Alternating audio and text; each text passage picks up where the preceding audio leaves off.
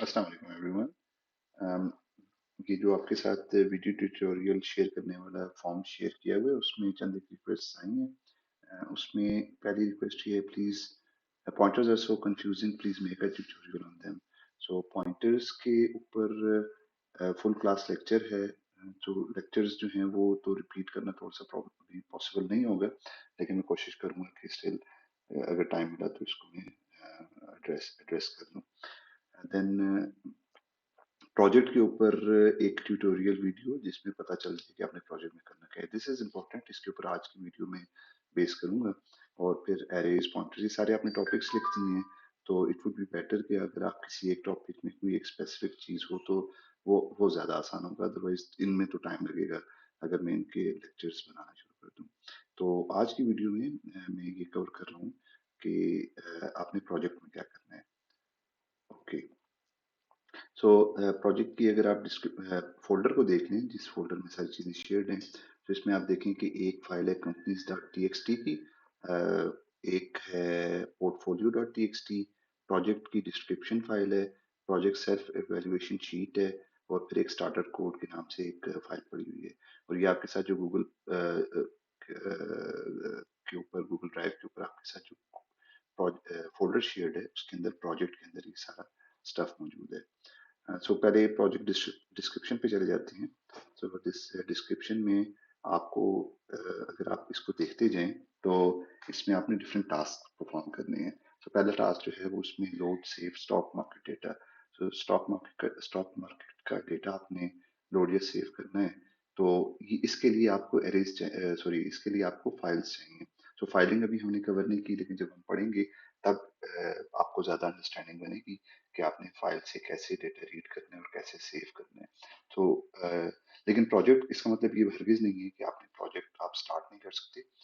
जब हम फाइल से डेटा रीड करते हैं, फॉर एग्जांपल इसमें लिखा हुआ है कि आपने इसमें companies dot T X T file जो आपके पास इधर है, फॉर एग्जांपल दिस वन, ये जो फाइल है इसको मैं ओपन करता हूँ तो आप इसमें देखें कि ये कॉमा सेपरेटेड तीन वैल्यूज हैं, और इसका पूरा ये एक टेबल है। So it's basically this is the header row, symbol, company name and stock price.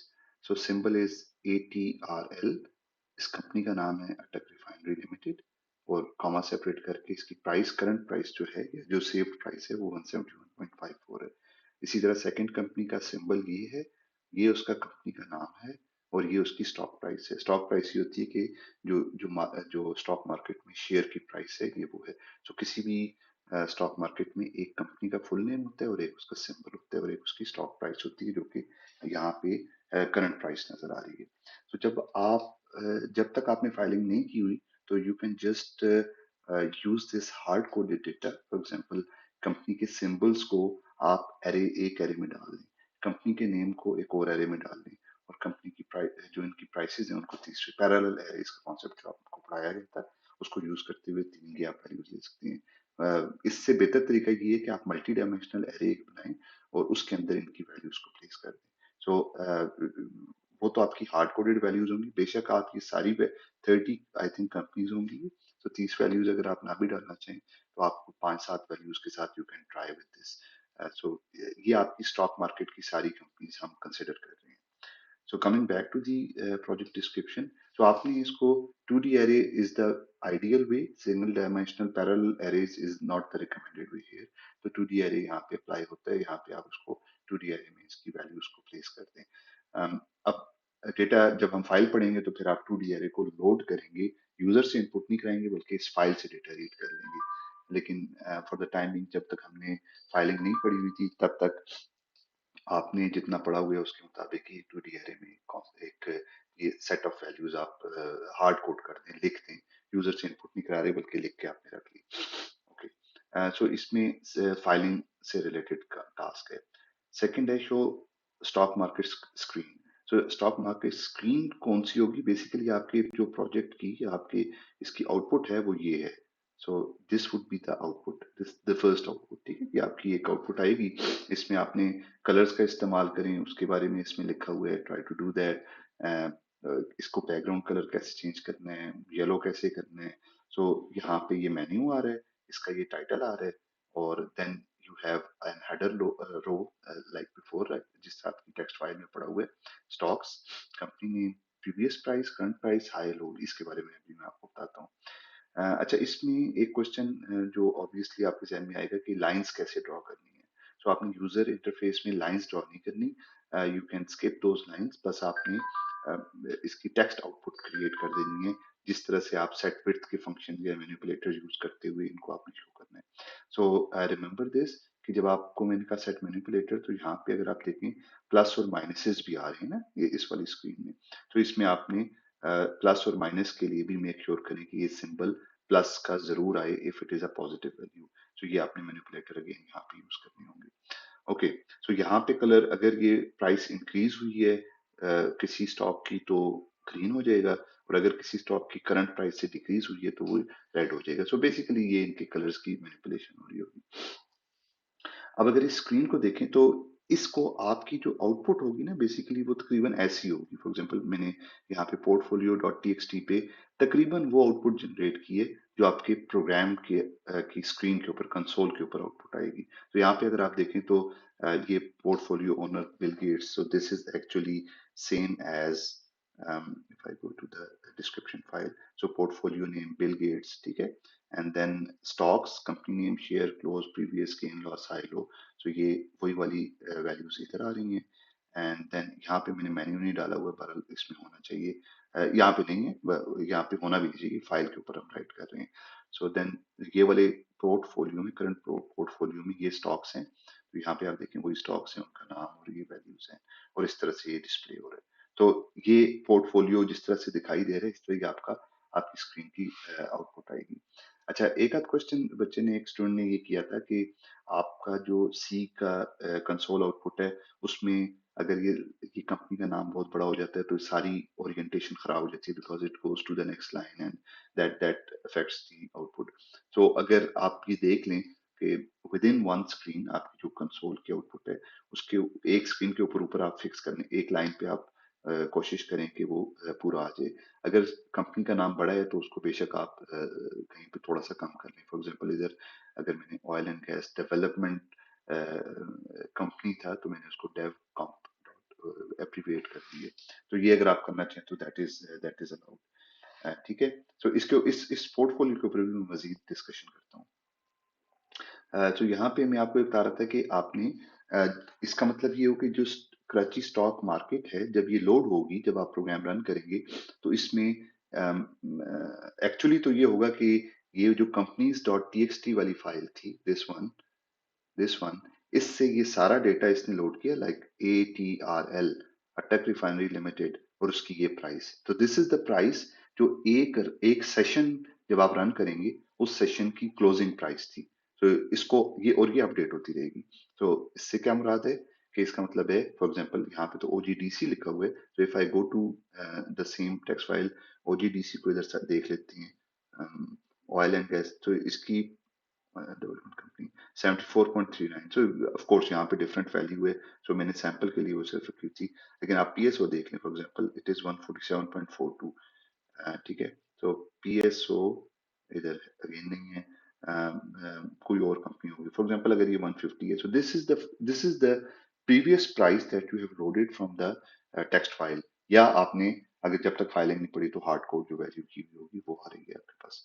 सो अब इस पे होना ये है कि जब आपका ये प्रोग्राम रन होगा एक दफा, तो ये वैल्यूज तो लोड हो जाएंगी, और ये पूरी स्टॉक मार्केट के 30 सिंबल्स शो हो रही होंगी।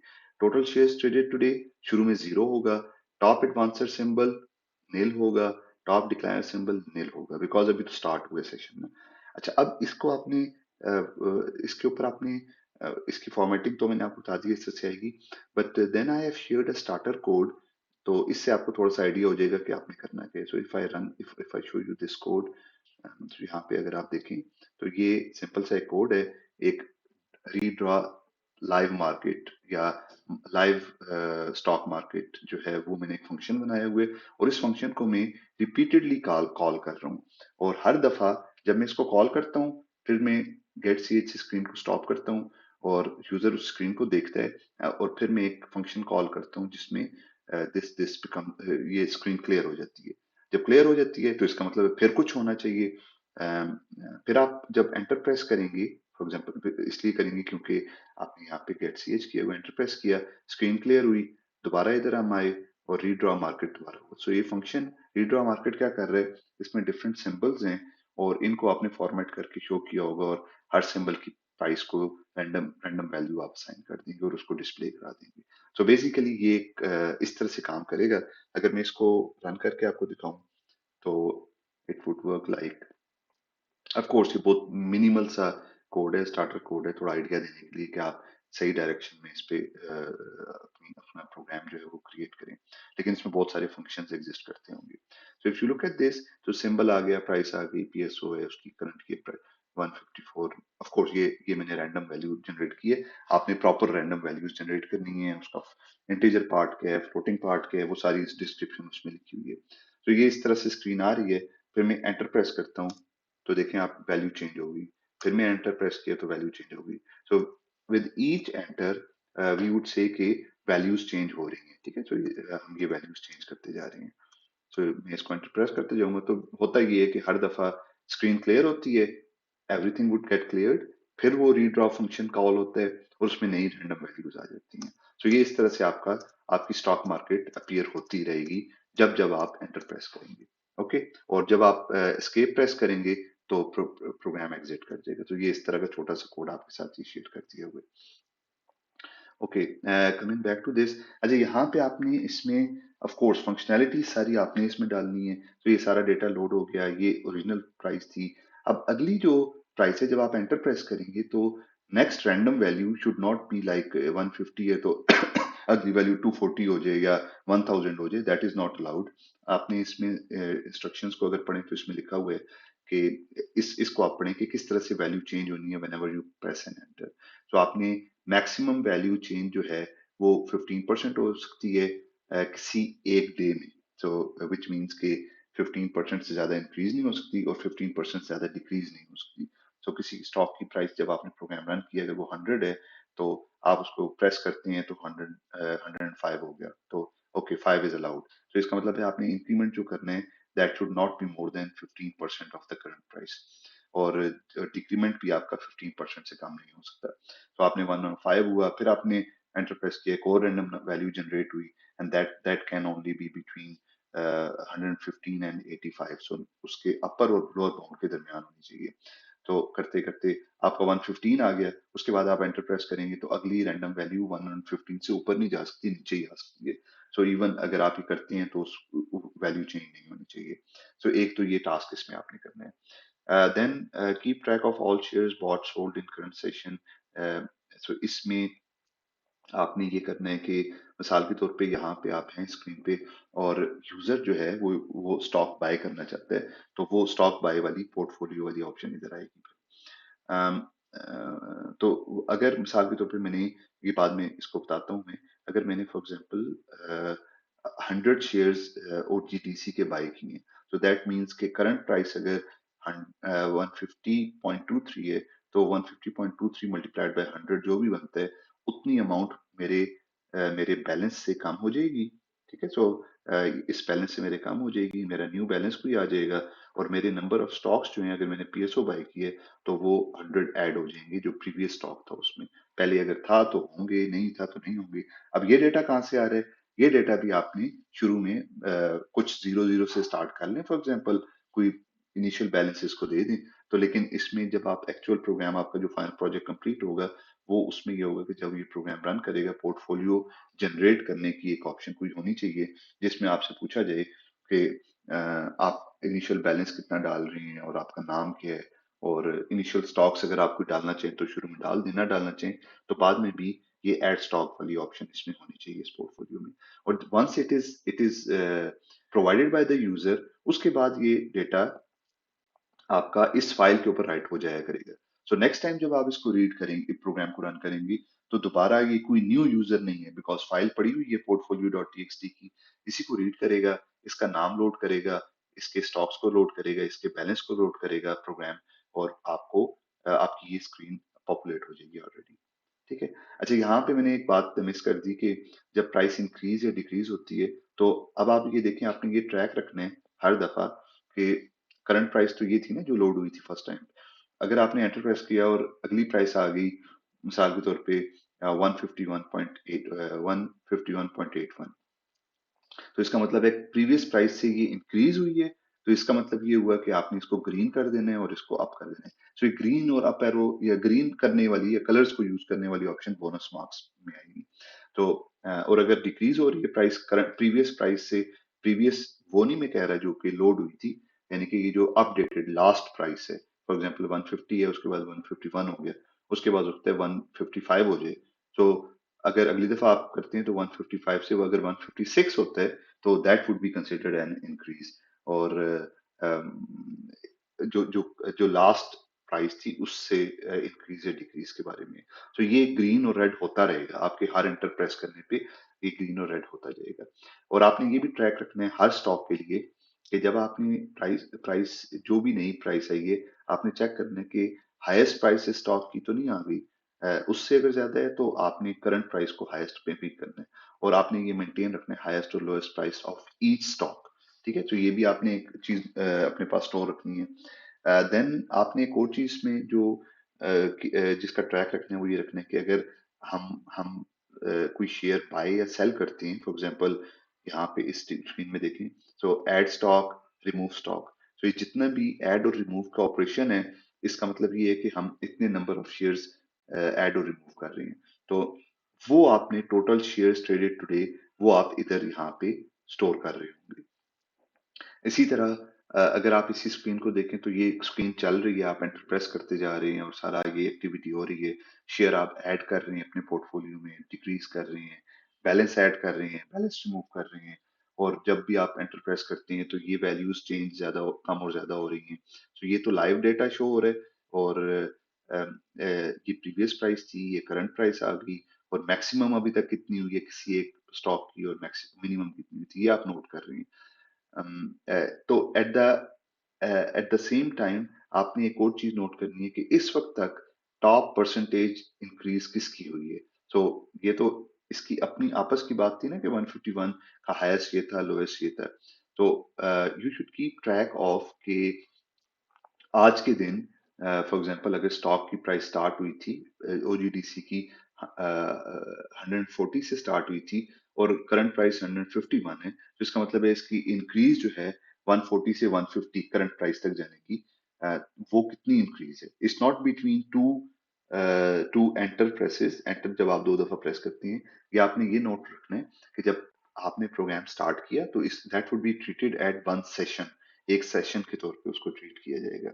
तो जब आपने प्रोग्राम स्टार्ट किया यानी कि सेशन स्टार्ट हो गया तो उस टाइम पे प्राइस क्या थी, तो that was the starting price, so it could be like 140 थी शुरू में।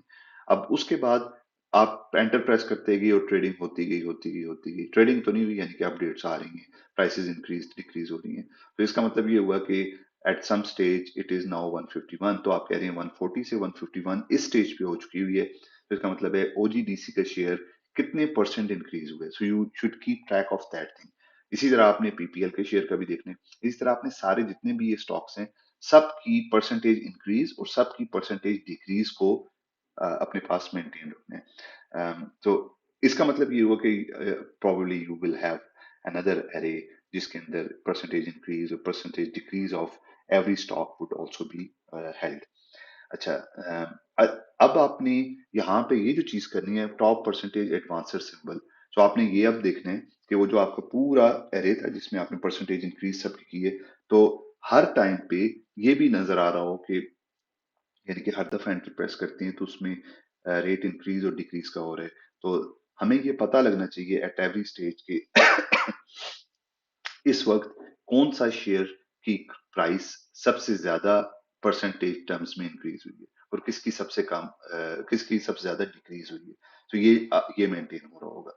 तो इसमें काफी सारा एरेज का और फंक्शंस का रोल है। सो मल्टी डायमेंशनल एरे आप यूज कर सकते हैं, फंक्शन को आप एरे पास करेंगे, डेटा को स्टोर रखेंगे, वैल्यूज को अपडेटेड रखेंगे। इसमें याद रखना है कि आपने ग्लोबल वेरिएबल बिल्कुल यूज नहीं करने, वो स्ट्रेट अवे जीरो लग जाएगा। तो आपने इसमें मेन के अंदर आपके फंक्शन वेरिएबल्स डिक्लेयर होंगे सारे, इवन एरेज हैं जो भी हैं, और फिर वो फंक्शंस को पास करेंगे। और चूंकि फंक्शन को एरे हम जब भी पास करते हैं कॉल बाय रेफरेंस होती है, तो वो ओरिजिनल एरे में वो वैल्यूज चेंज होती जाएंगी। तो इवेंचुअली आप for example you can keep off track of like top percentage advancer symbol. So ये दो वैल्यूज हैं। सो ये यहाँ पे तो एरे नहीं चाहिए हमें, ये दो वेरिएबल्स हैं, तो आप बस ये इनको डिस्प्ले करा रही हैं। These variables are character arrays like strings हैं ये। अच्छा, एक और चीज इसमें आपने स्ट्रिंग्स जो बिल्ट इन डेटा टाइप है वो यूज नहीं करनी। तो आपने जो भी यूज करना है करेक्टर एरे आपने खुद बनाना है, और करेक्टर एरे को ही प्रोसेस करना है जैसे जो जो आपको रिक्वायरमेंट्स हो। So you will only use character arrays, ठीक है। सो ये आपने वो कोई भी लाइब्रेरी फंक्शन जो है वो बना बनाया यूज नहीं करना। So even though it says explore library function to convert string to float, so उसको एक्सप्लोर करें आप, उसको आप देखें वो क्या कर रहा है, क्योंकि ये आपको शायद चाहिए हो बीच में, अगर आपको ये जरूरत पड़ता है, तो आपने इसका फंक्शन स्टिल खुद बनाना है। तो अगर आप लाइब्रेरी फंक्शन यूज करेंगे तो that would reduce your marks of course, because इसका मतलब है कि आपने जो चीज इंप्लीमेंट करनी थी, जो हम आपसे एक्सपेक्ट कर रहे थे, वो आपने खुद इंप्लीमेंट नहीं की। बट फॉर एग्जांपल इस तरह के जो फंक्शंस हैं ये तो आप यूज कर रहे हैं, लेकिन utility function like power use करनी है, सॉर्टिंग करनी है, सर्चिंग करनी है, ये सारी चीजें आपने खुद इम्प्लीमेंट करनी है। सो मेनली ये इसमें इम्पोर्टेंट चीजें थी। प्राइस इंक्रीज डिक्रीज का मैंने बता दिया, रिफ्रेश कैसे होगा ये बता दिया।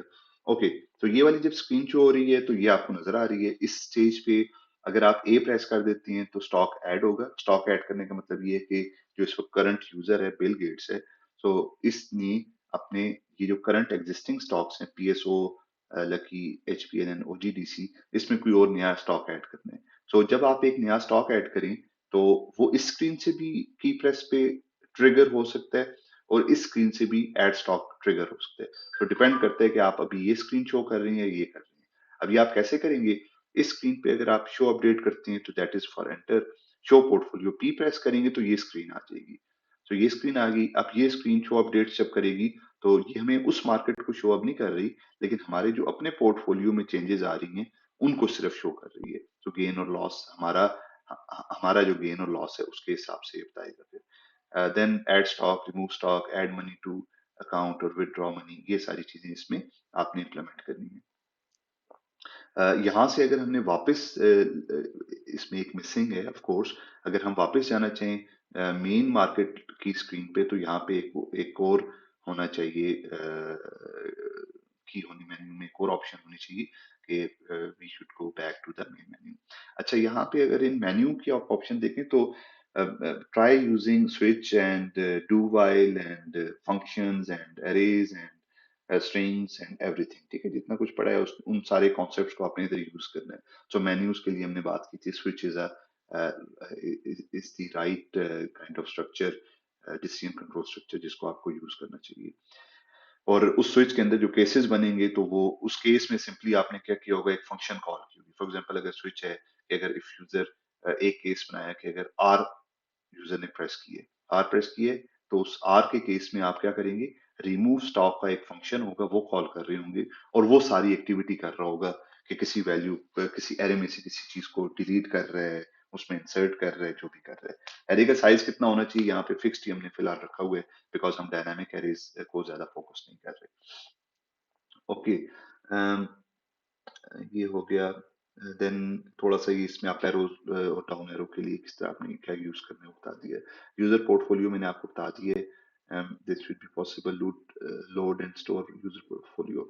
ओके, फर्स्ट टाइम मैंने आपको जैसे बताया कि अगर ये फाइल एग्जिस्ट नहीं करती, अभी तो फाइलिंग आपने नहीं पढ़ी, जब पढ़ेंगे तो you will get to know कि ये किस तरह काम करता है। So portfolio dot T X T file अगर एग्जिस्ट करती है तो यहाँ से डेटा लोड कर देना है। और अगर ये फाइल एग्जिस्ट नहीं करती, विच मीन्स कि आप very very very first time इसको रन कर रही हैं, तो यूजर पोर्टफोलियो जो है वो आपका आप क्रिएट करेंगे, ठीक है। तो यूजर से पूछेंगे कि आपका नाम क्या है, बैलेंस कितना डालना है, कोई शेयर कोई सिंबल्स अगर आप चाहते हैं तो डाल दें। अगर आप गलत सिंबल का नाम देंगे, for example H P L के बजाय आप एच पी एल कह देंगे, तो वो कहेगा ये इस तरह का तो सिंबल एग्जिस्ट ही नहीं करता। तो विच मीन्स कि कहना बड़ा आसान है, लेकिन जब आप यूजर से इनपुट लेंगे तो दैट मीन्स उस इनपुट को आप सर्च करेंगे अपने एरे एरे ऑफ सिंबल्स जो था उसमें, कि वहां पे ये सिंबल एग्जिस्ट भी करता है कि नहीं। अगर नहीं करता तो एरर मैसेज आएगा और फिर यूजर से पूछा जाएगा। तो आपका प्रोग्राम क्रैश नहीं करना चाहिए किसी स्टेज पे, आपकी इनपुट्स को वैलिडेट करना जरूरी है, तो ये सारी चीजें आपने इसमें कंसिडर करनी है। शो पोर्टफोलियो स्क्रीन में जब आप एक दफा ये डेटा एंटर कर लेंगे तो उसके बाद आप इसको स्क्रीन के ऊपर डिस्प्ले करा देंगे। ऑफ कोर्स इसमें बहुत सारी चीजें बोनस मार्क्स वाली हैं, अगर आप बोनस मार्क्स नहीं लेना चाहते तो उसकी फॉर्मेटिंग ना करें, सिंपल सिंपल आप बना लें। लेकिन आई थिंक इसकी फॉर्मेटिंग जो है it is it is exactly same as you did on your screen with IO manip. जो कंसोल्स के ऊपर आप जैसे डिस्प्ले कराते हैं, फाइल के ऊपर भी आप एग्जैक्टली वही काम करेंगे, तो फाइल के ऊपर भी इस तरह का फॉर्मेटेड डेटा आ जाएगा। तो ये कोई बहुत मुश्किल नहीं है, लेकिन आपको जब पढ़ाया जाएगा तो then you will understand it better. Show portfolio screen की भी इसी तरह से स्क्रीन कैसे आएगी, उसमें आपने क्या करना है वो आप देख लें।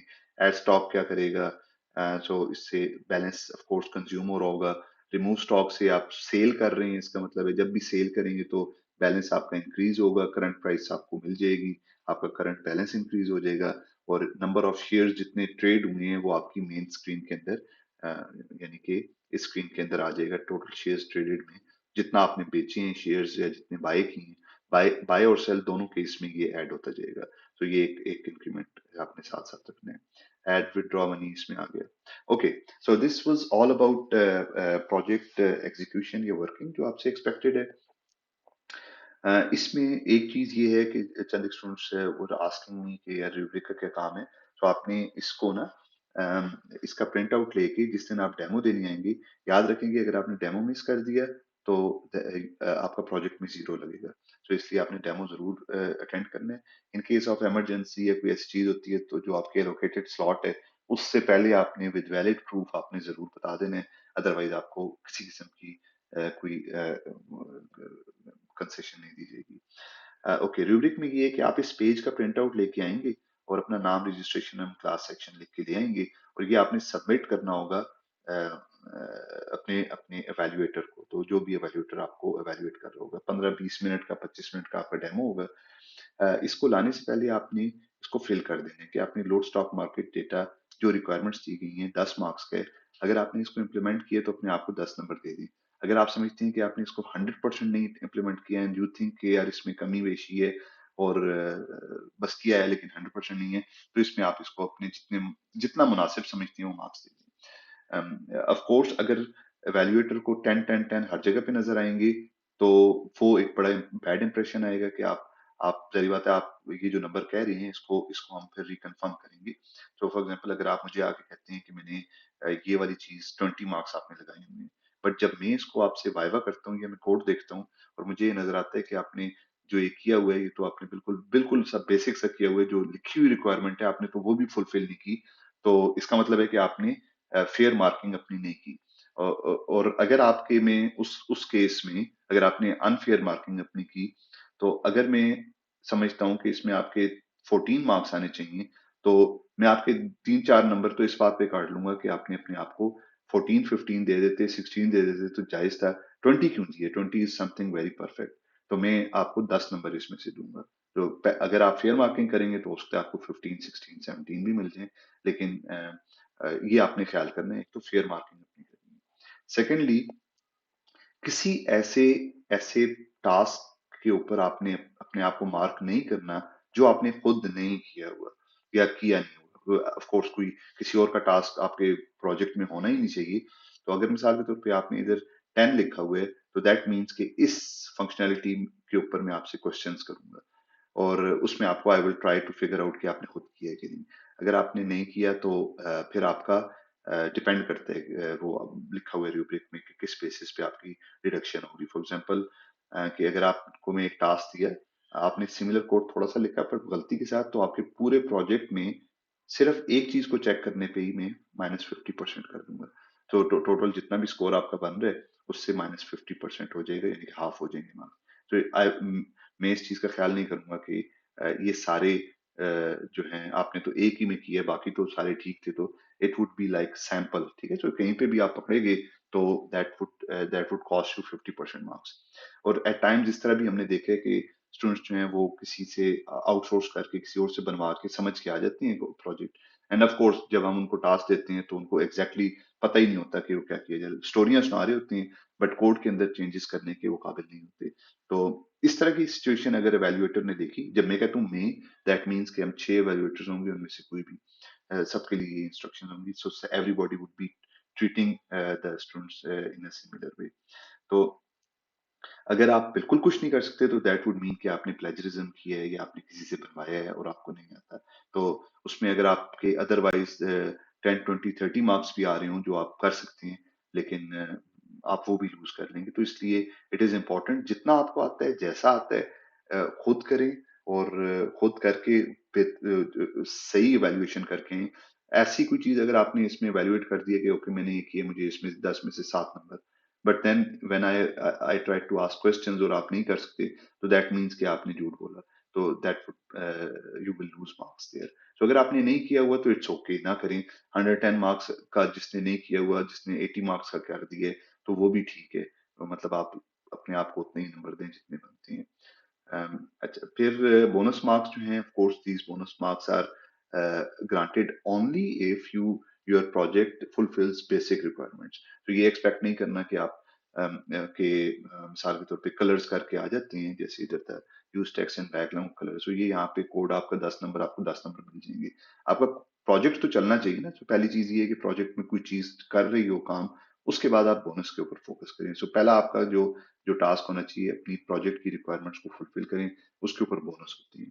तो फॉर एग्जांपल अगर आपके नंबर कहीं पे कट रहे हैं स्ट्रिक्ट मार्किंग की वजह से, तो then you can get extra 40 marks, which is like 40% bonus marks हैं, which is too much to get full marks in this. So अगर आप फॉर एग्जांपल इस प्रोजेक्ट में आपने स्कोर किया है 60 और 65 आउट ऑफ 110, और आप ये वाला बोनस ले लेते हैं, तो दैट मीन्स कि आप आराम से ए ग्रेडर बन जाएंगे, इसमें 90 प्लस आपके हो जाएंगे। इसमें आपने इन चीज़ों का ख्याल करना है, स्ट्रेट फॉरवर्ड है। कोई कोई कंफ्यूजन हो तो पूछ लें बेशक, ताकि कंफ्यूजन ना रहे, बट इट इज़ इम्पोर्टेंट कि आप इनको बड़ा स्ट्रिक्टली फॉलो करें। सो ये शीट आप ला के जमा कराएंगे, इसके ऊपर आप वाइवा के साथ साथ हम आपने सेल्फ सेल्फ जो एवेल्युएशन है वो की हुई होगी, और उसके ऊपर हम अपनी एवेल्युएशन कर लेंगे जो एवेल्युएटर होंगे। देन इंस्ट्रक्शंस इनको जरूर ज़हन में रखें। सबमिशन गाइडलाइंस को बिल्कुल भी आपने लाइट नहीं लेना। जिस तरह से कहा हुआ है, एग्जैक्टली इसी तरह से आपका प्रोजेक्ट सबमिट होना चाहिए। उसकी सारी files and then zip file जो बनाना। असाइनमेंट्स में आप ये करते आए हैं, सो मेक श्योर कि you do the same thing. Corrupt file हुई, लेट जमा हुई, इसके ऊपर किसी किस्म की एक्सक्यूज नहीं होगी। तो बड़ा क्लियर इंस्ट्रक्शंस हैं। तो आई वुड रादर रिकमेंड जो प्रीवियस एक्सपीरियंसेस हैं उनकी बेसिस पे कि आप जब प्रोजेक्ट आपका फर्स्ट वर्जन तैयार हो जाए, तो don't wait until 12 o'clock of 7th of December। इसमें डेडलाइन एक्सटेंशन नहीं होगी, क्योंकि अगले 2 दिन हमारे प्रोजेक्ट डेमोस चल रहे होंगे। तो दिसंबर, वेडनेसडे 7 दिसंबर के बाद 8th और 9th को डेमोस प्रोबेबली होंगे। तो इसलिए आपने मेक श्योर करने के साथ को जमा करा दें। अम, तो इससे बेहतर बेहतर अप्रोच ये होगी कि आप प्लान करें एक दिन पहले खत्म करने का, और जो आपका फाइनल वर्जन है वो सबमिट कराएं, और फिर उसके ऊपर रीडू बेशक काम करते रहें। और क्योंकि आपका फाइनल वर्जन अगर फॉर एग्जांपल स्किप भी हो जाता है किसी वजह से, डेडलाइन से लेट हो जाती है, तो कम से कम आपका प्रीवियस कॉपी या प्रीवियस वर्जन जो होगा वो सबमिटेड होगा। तो इसका मतलब ये भी नहीं कि 10-12 वर्जन आप जमा करा दें, बट आई मीन कि आप 2-3 वर्जन अगर आप जमा करा दें, दैट दैट इज ओके। तो उसको हम आराम से फिल्टर कर सकते हैं। बट आखिरी मोमेंट पे अगर आपने कुछ जमा नहीं कराया हुआ, सिस्टम क्रैश कर जाता है, बिजली चली जाती है, इंटरनेट डाउन हो जाता है, यू नेवर नो कि किस तरह के हालात चल रहे हैं। तो इसलिए आपको इट इज स्ट्रांगली एडवाइज्ड कि आप इस चीज का ख्याल रखें। I think that's all from this project side. कोई और अगर आपके जहन में क्वेश्चन आता है, तो आपने you can just ask in the GCR में, जहाँ पे आपको ये प्रोजेक्ट पोस्ट किया गया है। For example in this project जो फाइनल प्रोजेक्ट है, इस जगह पे आप अपने कमेंट्स प्लेस कर सकते हैं। ठीक है, सो इसके ऊपर लेकिन ऑफ कोर्स ये वीडियो देखने के बाद, अगर वीडियो आपने नहीं देखी हुई तो फिर आपके कमेंट्स में हो सकता है बहुत सारे आंसर्स मैंने ऑलरेडी वीडियो में दे दिए हूँ, तो you can put your comments here और वहाँ पे आपको रिप्लाई हो जाएंगे। Okay, that's it. Thank you very much. Hope you will do it in a good way.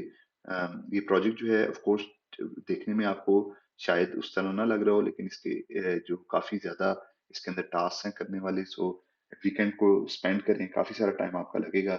जो कर होता जाता है then it will start looking interesting, आपको बेहतर लगना शुरू हो जाएगा। बट इसको आप खुद करें, अगर आप इसको 100% खुद कर लेते हैं, तो जितना आपने पीएफ में पढ़ा है वो सारे कॉन्सेप्ट्स इसमें अप्लाई होते हैं ऑलमोस्ट। तो hopefully you will be in a very good position to to claim कि जी आपको पीएफ आती है, और आप अच्छा प्रोजेक्ट अगर कर लेंगे तो आपकी इससे अपनी पीएफ की तैयारी भी हो जाएगी फाइनल के लिए। Okay, good luck, thank you very much.